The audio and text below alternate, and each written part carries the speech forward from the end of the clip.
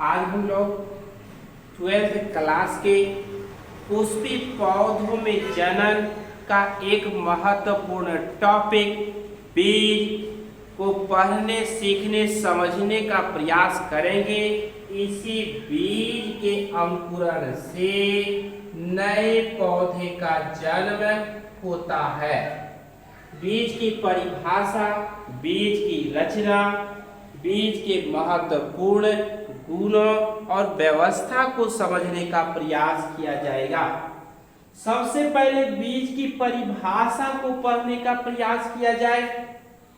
निषेचन के उपरांत बीजांड का फूला हुआ परिपक्व भाग बीज कहलाता है। बीज के अंकुरण से नए पौधे का जन्म होता है। जैसा कि हम देख रहे हैं, बीज के दो भाग हैं। एक भाग जो बीज का है, इस भाग को हम लोग क्या कहते हैं? बीज चोल या सीड कोट कहते हैं। मतलब बीज के चारों तरफ जो कवरिंग लेयर है, जो आवरण है, वह बीज चोल है। सीड कोट दो परत की बनी है।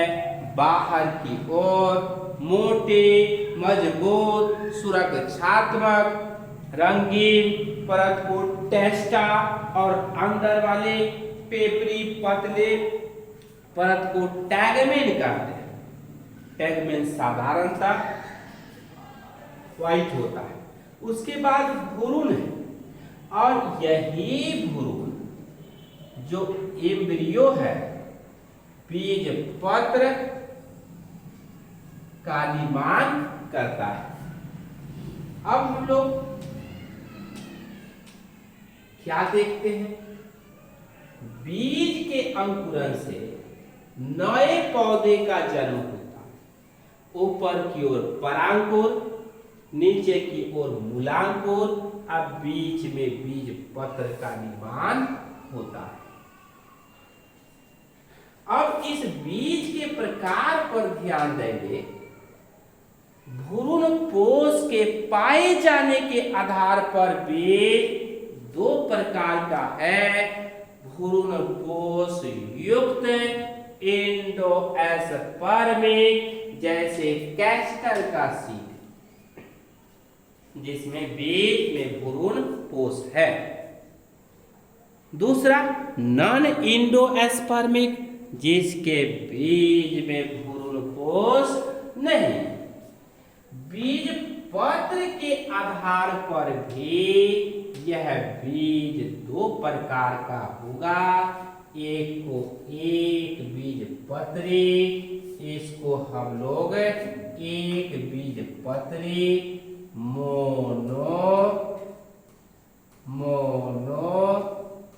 कोटिलीडन कहें, और एक द्विबीजपत्री डाइकोटिलीडन कहें। एक बीजपत्री का उदाहरण केला, अनाज, तार, नारियल, खजूर, कसेली इत्यादि। द्विबीजपत्री का उदाहरण आम, अमरूद, कटहल, शीशम, भिंडी, बैगन, करेला, ये सब। अब हम लोग अंतर भी देख लिए। एक बीजपत्री में जाली का समानांतर शिरा विन्यास पाया जाता है, जिसको फाड़ेंगे तो समतल प्लेन में फटता है। जबकि द्विबीजपत्री में जालिकावत शिरा विन्यास, रेटिकुलेट शिरा विन्यास पाया जाता है। अब हम पढ़ेंगे बीज का अंकुरण। बीज के सुषुप्तावस्था से जागृता अवस्था में आकर नए पौधे के जन्म देने की प्रक्रिया को बीज का अंकुरण, जर्मिनेशन ऑफ सीड कहा जाता है। जैसा कि आप देख रहे हैं, यह चना का बीज है। हम इसको नमी वाले मिट्टी में क्या किए, रोप दिए। क्या हुआ, पानी को अवशोषित करके फूल करके आकार में बड़ा होगा बीज। इस बीज के अंदर जो निष्क्रिय एंजाइम था वे सभी सक्रिय हो जाएंगे और बीज का ग्रोथ और डेवलपमेंट प्रारंभ हो जाएगा। बीज का आकार बड़ा हो जाएगा और बीज चोल पर या बीज की दीवार पर, सीड कोट पर अंदर से दबाव लगाएगा, प्रेशर लगाएगा, जिससे बीज की दीवार फट जाएगी और बीज की दीवार फटते ही बीज का अंकुरन होगा। एक रचना ऊपर की ओर जाएगी, दूसरी रचना नीचे की ओर आएगी। नीचे वाली रचना से जड़ का विकास होगा और ऊपर वाली रचना से परोह का विकास होगा। और मतलब कि यह बीज पत्र का निर्माण करेगा। अंकुरन के बाद पहली जो पत्ती है बीज पत्र है, इसको परोह कहेंगे और नीचे में यह रचना जो है जड़ का निर्माण करेगा, अर्थात यह पी से पुलोमूल, आर से रेडिकल, सी से कॉटिलियन। तो इस तरह से बीज का अंकुरन हो जाए। उसके बाद हम लोग देखते हैं बीज के अंकुरन के लिए कुछ शर्त, कुछ कंडीशन होना आवश्यक होता है। उसको भी हम बहुत संक्षेप में जानने का प्रयास करें। इसको हम लोग इस तरह से जानने का प्रयास करें।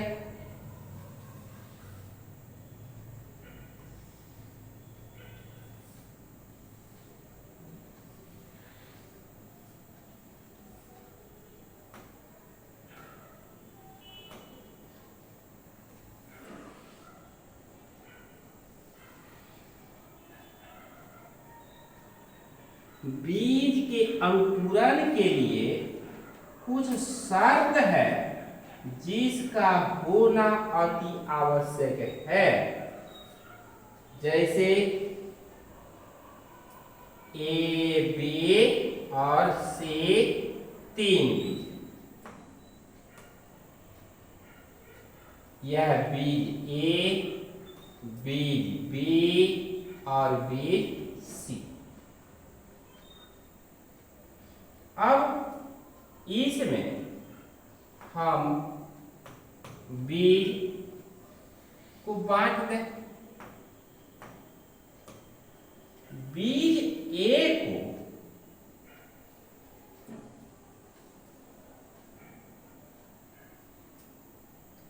अगर हम कहें कि जल, दूसरा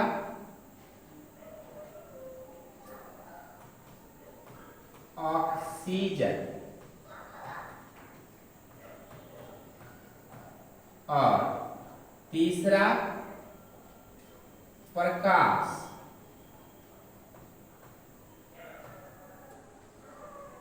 अब देखिए बीज ए को वाटर, जल मिला, बीज बी को भी जल मिला और बीज सी को जल नहीं। ऑक्सीजन बीज ए जो पानी के अंदर डूबा हुआ है, कब मिला? इसको पर्याप्त मिला, इसको भी पर्याप्त मिला। प्रकाश की बात करते हैं, इसको प्रकाश कब मिला? इसको प्रकाश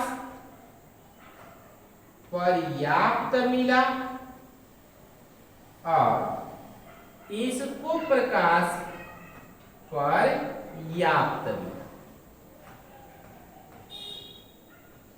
तो बीज बी का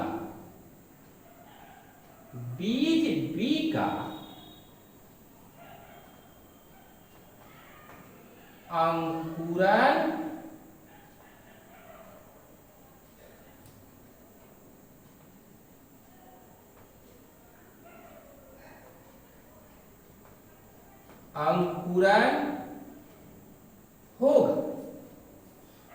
मतलब इस बीज का अंकुरण होगा, ए का अंकुरण होने के बाद विकास नहीं होगा, सी का अंकुरण होगा ही। तो इस तरह से हम यह देख सकते हैं, समझ सकते हैं, यहां पर अगर एक पात्र है, इस पात्र के अंदर हम पानी भर देते, पात्र के अंदर पानी भर देते,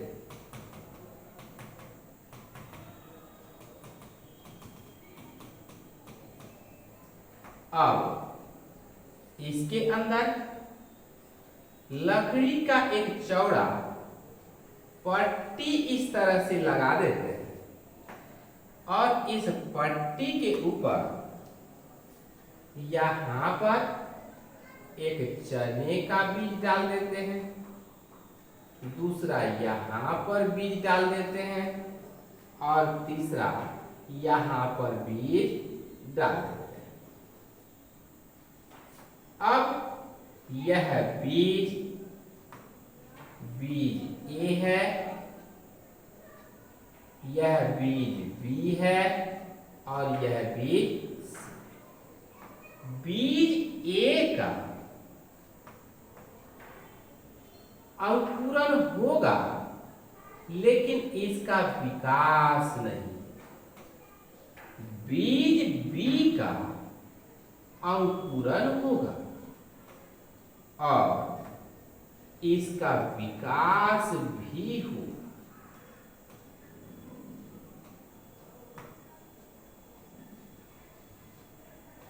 इसका विकास भी होगा और सी का तो न तो अंकुरण होगा या विकास होगा।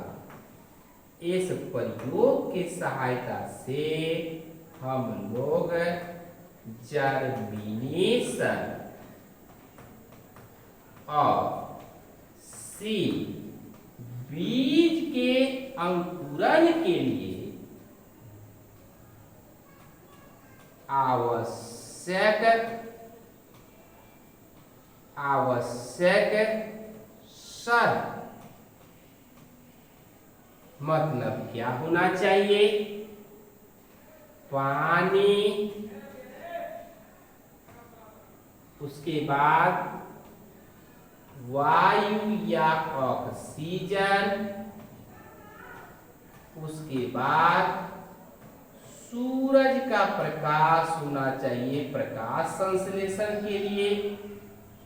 यदि तीनों उपयुक्त मात्रा में नहीं है तो या तो बीज का अंकुरण ही नहीं होगा या फिर बीज के अंकुरण के बाद उसका वृद्धि और विकास नहीं होगा।